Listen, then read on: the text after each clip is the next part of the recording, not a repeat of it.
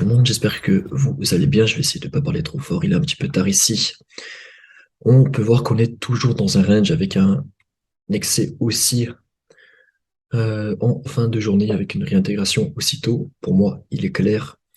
On est en train d'avoir une bataille entre les puts et les calls jusqu'à l'expiration de demain. Donc vendredi 27 janvier. Tous les puts, donc ici on a la valeur intrinsèque, tous les puts vont essayer d'avoir un Bitcoin inférieur à 23 000. Ici, on le voit, on a eu un excès haussier, on a eu une réintégration aussitôt. Et à l'inverse, tous les calls vont essayer d'avoir un BTC au-dessus des 22 500, 23 000. Grosso modo, du côté des options, on a un volume important pour voir un cours compris dans cette tranche-là. Et hasard, finalement, c'est le range que nous sommes en train de vivre depuis le 21 janvier. Donc, je pense que ce sont des expirations importantes, ce qui pourrait laisser donner une direction claire une fois cette expiration expirée. Quand on prend un petit peu du recul, on voit très clairement que la tendance ici, en laps de temps, est en train de s'affaiblir. On a tout simplement une perte de momentum avec une bataille du côté des options. Donc ici, on voit on prend en grosso modo 12 jours plus 27%. Et ici, on prend 13%, 14% en 8 jours. Donc, bien sûr, on peut réavaler cette perte de momentum que nous avons. On peut très bien reprendre 22, 23, 24, 27% en 12, 13 jours. Là, concrètement, si le mouvement se termine, on aura vraiment une perte de momentum qui va se marquer sur les indicateurs comme on peut le voir, comme on peut le voir ici. Donc le plus important, le prix dans un premier temps et les indicateurs pour vous indiquer plus ample d'informations dans un deuxième temps. Alors le sentiment est toujours bearish, ça c'est une excellente chose. On le voit ici, beaucoup de liquidation chassée avec ce petit mouvement. Un sentiment qui est toujours pessimiste, on le voit avec le spot, le CVD spot qui continue de chuter malgré un maintien du prix sur ces niveaux actuels. Donc ça montre tout simplement que des ordres limites absorbent la pression vendeuse. C'est une bonne chose jusqu'à que ces ordres finissent peut-être par s'essouffler. Donc si ces ordres sont totalement absorbés, le cours finira par aller plus bas. À l'instant T, on maintient toujours notre dynamique haussier, donc je continue à chasser des alts. On a eu un petit retracement sur le Bitcoin, ce qui a permis de faire pas mal de retours sur ligne de coût du côté des altcoins, donc ça c'est intéressant. Du côté du discount premium de Grayscale, on a une phase d'hésitation, donc on voit finalement qu'on est vraiment en train d'attendre l'expiration du 27 janvier, et finalement toutes les personnes qui se positionnent sur le levier ici apportent de la liquidité, que ce soit au nord ou au sud. Donc, c'est pas, c'est pas le meilleur moment pour jouer au héros, que ce soit pour short ou que ce soit pour long. Là, on dirait bien que même du côté des institutions, on attend finalement peut-être la fin des expirations du 27 janvier, qui sont quand même à hauteur de 1,46 milliards de dollars. On est quand même sur des niveaux qui sont assez importants, avec un sentiment qui reste grosso modo bearish. On peut le voir d'ailleurs ici sur le funding des altcoins. Je vais juste actualiser ça. Le funding se maintient rarement longtemps, surtout sur les phases de dip. Il a tendance à baisser, c'est une excellente chose. Les retails n'ont pas tendance à FOMO sur les niveaux de petits retracements. On dézoome un petit peu, on peut même peut-être passer en 4 heures. Donc ici, ce qui est intéressant de voir, c'est que dans les phases de range où le cours ne fait strictement rien, le funding a tendance à chuter. Donc ça, c'est une bonne chose à souligner. Et également, bizarrement, sur, hop, alors où est-ce qu'elle est cette charte sur le social index? On voit l'indicateur de la plateforme qui est en train de chuter dans ces phases de rallye. Donc je pense que beaucoup s'attendent à un sommet de marché. Mais qu'est-ce que nous dit le graphique? Ah, tout simplement, tant qu'on ne cède pas ce support majeur, le marché reste bullish. Donc ne pas trader contre la tendance, malgré le fait qu'on rentre dans une phase de liquidité, d'accumulation de liquidité important au nord ou au sud, donc on pourra s'attendre à un mouvement puissant dans les prochains jours à la fin de cette expiration du 27 janvier. Et petite data sur laquelle je voulais revenir également. Donc ici, oui, je voulais revenir également sur le CVD 1 million, 10 millions. Le plus important, c'est vraiment de voir que le CVD global chute. Donc on le sait, ici on le voit clairement. Ici, on revient sur les niveaux du CVD qui se situent ici, sauf qu'on est 20%, 30% au-dessus. Ce CVD 1 million, 10 millions, il peut s'interpréter d'une manière différente que je vous ai fait part il y a quelques jours. Tout simplement des liquidations short qui se font clôturer, des liquidations short qui se font clôturer au marché. Donc on en a eu par millions lors de ces short squeeze, on le voit ici, même s'il ne faut pas prendre en compte les chiffres, on sait que Binance nous ment sur ces datas-là. Tous ces shorts qui sont liquidés sont des achats forcés au marché. Donc finalement, le CVD, peut-être que ce sont tout simplement des liquidations short qui se font liquider. Donc information à prendre avec des pincettes, notamment quand on voit le CVD 1 million, 10 millions chuter.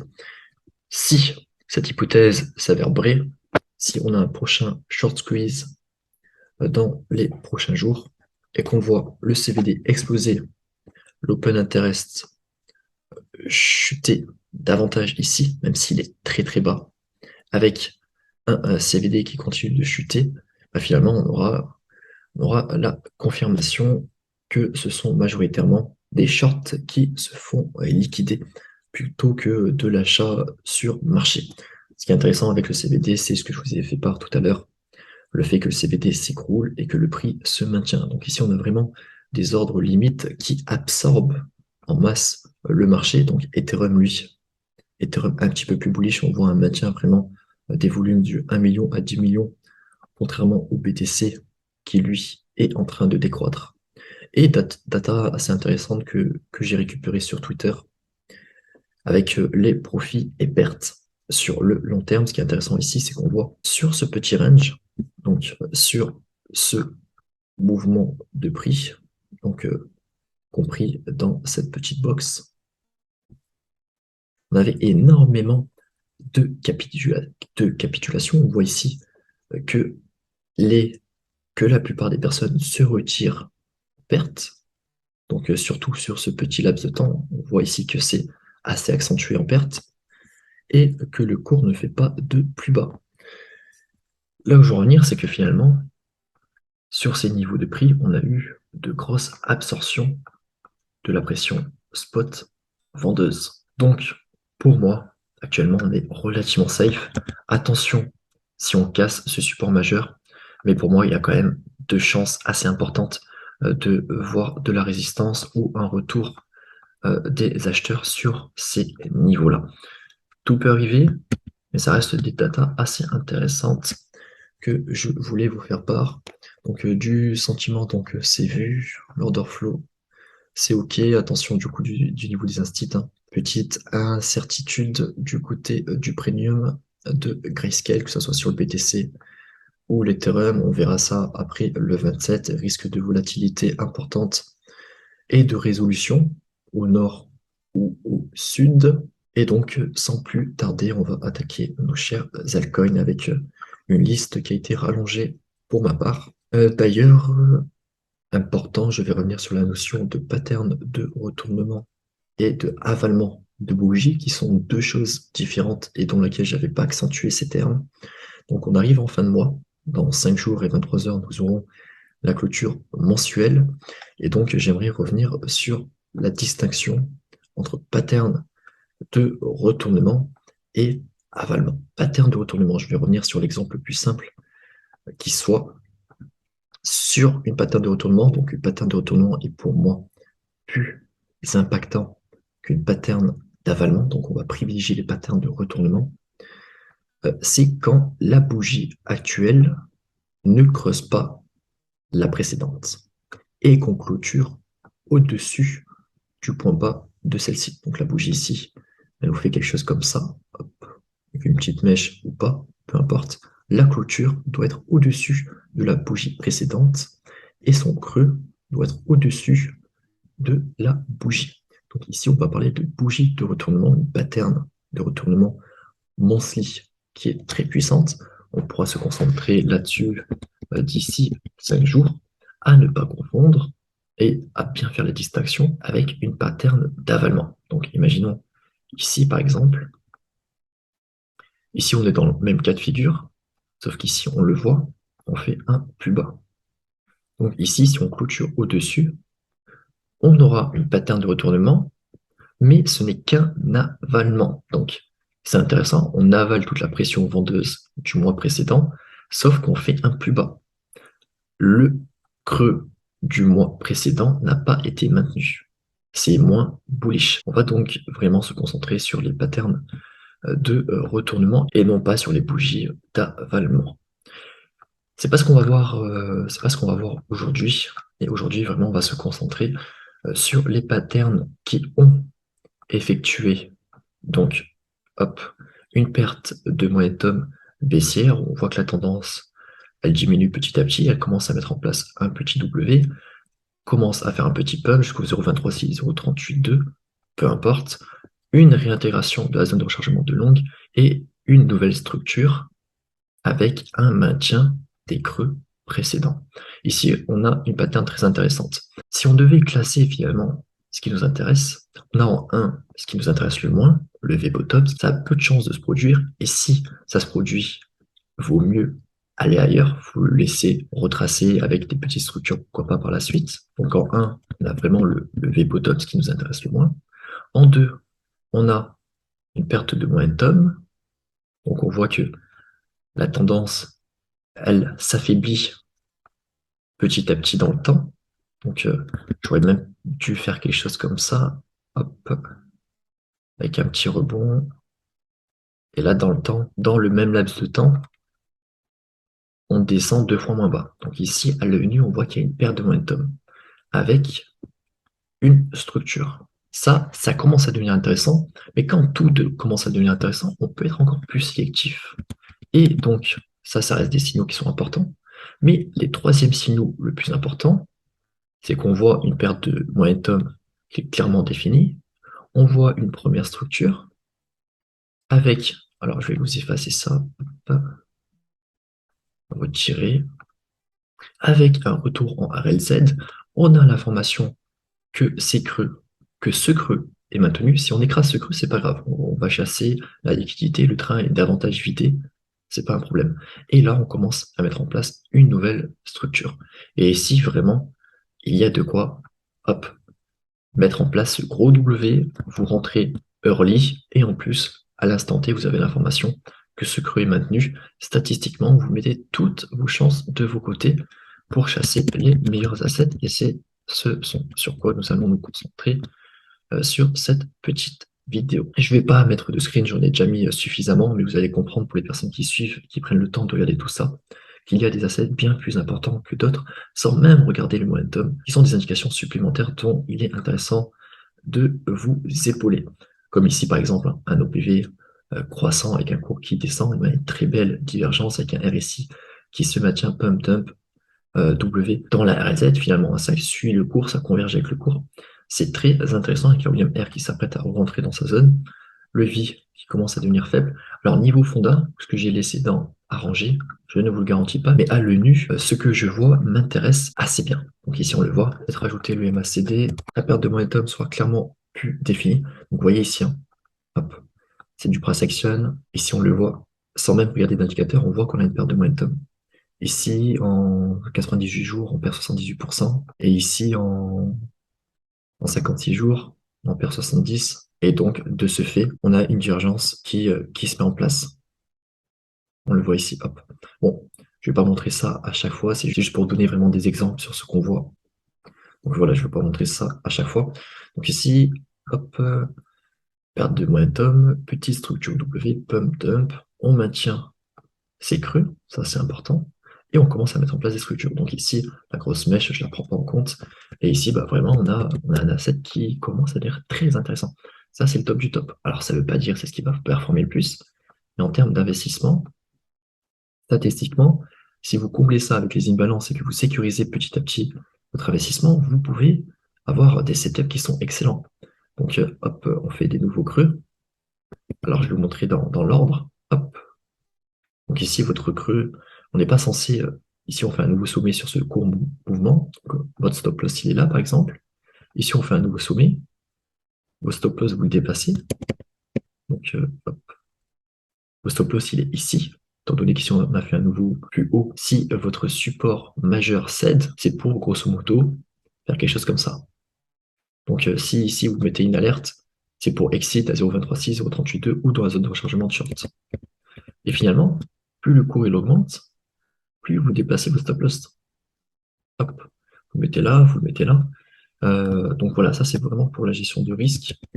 Et si vous cumulez les deux, là, là c'est vraiment, vraiment très propre. Donc ici, même chose. Donc bon, je vais pas regarder les indicateurs, l'OBV, hein. L'OBV il est magnifique. Pump, dump, on maintient ces niveaux, très intéressant, et on crée une structure. Donc, bon, il n'y a pas grand intérêt à mettre en logarithmique, mais voilà, c'est vraiment ces assets qu'on va se focaliser et qu'on va privilégier. Et je suis un petit peu moins fan. Deux choses. Un, on est très haut, pour ma part, hein, en logarithmique. Ici, on a encore un très gros volume profile à venir combler. NKN, je connais pas très bien ce fondamental, mais je doute que ça soit l'idée du siècle. Deuxième chose, ici, si on enlève les mèches, on fait des nouveaux plus bas. Et je préfère largement voir des bougies qui restent pleines. Donc ici, vous voyez, si j'enlève les mèches, on fait des nouveaux plus bas. Donc en termes de qualité, ce qu'on a vu au préalable reste plus intéressant. Ici, on voit, alors ça se joue à pas grand-chose, mais ici, on fait des nouveaux plus bas sur les bougies. Ici, ça se voit mieux. Ici, ce sont uniquement les mèches. Donc finalement, ici, ça a été défendu de manière bien moins agressive. Donc, ici, c'est pareil. Mais bon, on a quand même des mèches, donc ça reste des assets qui ne sont pas si dégueulasses que ça. C'est des assets qui ont eu le temps de consolider avec des petites structures. Ça reste relativement intéressant. Donc ici, les bougies sont maintenues, donc on n'a pas que les mèches, un petit peu plus intéressant. Maintenant, VIDT un petit peu plus haut, un petit peu plus haut. Ici, pareil, assez intéressant. C'est très joli, hein, tout ça. Je sais que l'OBV qui augmente. Ça ne m'étonnerait pas de voir ces assets bien pump, même pour un simple retracement. Tout Paul, assez intéressant également. OBV ici, bien moins boule. Le RSI qui converge avec le prix. Pareil, hein, ça c'est très beau. Heureusement ici, la structure est un petit peu volatile. 34%, si on enlève le log, ça pourrait correspondre à certains. Donc voilà, ces assets, on a bien plus qu'un simple W. On a eu un premier rallye, on a l'information que les bottoms, que les creux précédents sont maintenus et on commence à structurer par la suite une nouvelle structure, donc des W dans des W, qui s'apprête à former des W, même monthly, voire trimestriel pour certains. Donc très intéressant maintenant. Moi ici, je suis pas très fan. Il y a je vois trop de mèches pour ma part. Ici, pareil, on maintient les creux, mais de par les mèches. Donc voilà, vous voyez vraiment la différence entre les assets boules et ceux qui sont un petit peu moins. Donc ici, déjà, par exemple, ça m'intéresserait un petit peu plus que les autres. Pump, dump, zone de rechargement, W, on maintient avec les bougies qui sont plus bas que celles-ci. Bien plus joli. Donc voilà, je voulais revenir également sur cette vidéo. C'est pas vraiment une vidéo pour vous mettre en avant des altcoins, mais c'est une vidéo pour que vous puissiez filtrer de votre côté, juste avec vos yeux, des altcoins plus intéressantes que d'autres en termes de niveau maintenu ou non, et qui s'apprêtent finalement à pumper. Vous voyez ici les assets plus matures que d'autres à pump ou non. Donc pareil, hein, belle pour moi, très intéressant, très joli, hein. Rapidement, j'ai dit que j'y revenais pas. Regardez pour l'OBV aussi, hein. L'OBV très beau. Le récit intéressant également. On aurait pu avoir un petit peu plus de volume acheteur sur celui-ci, mais c'est pas très grave. Pareil ici, hein. Sur Alpa, ça commence à être, ça peut range, mais ça reste très joli.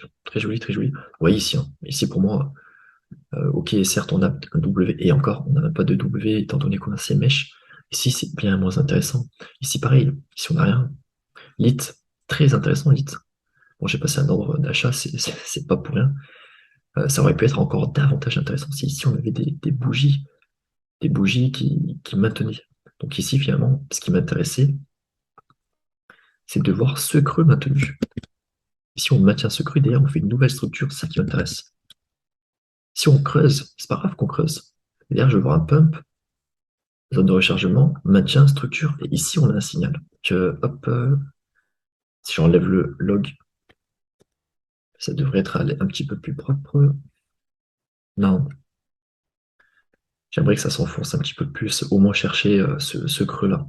Après, si on a une structure derrière, ça reste très très boulot aussi, hein. C'est pas ce qu'il y a de plus beau. FSN. FSN pareil, très sympa. Donc ici, vous voyez, hein, ici c'est tout de suite beaucoup moins intéressant. Ici, le fait qu'on creuse tout ça, bah, ça devient moins intéressant. C'est pas pour autant que c'est pas boule, hein, mais on a des assets bien plus qui montrent bien plus de force que d'autres.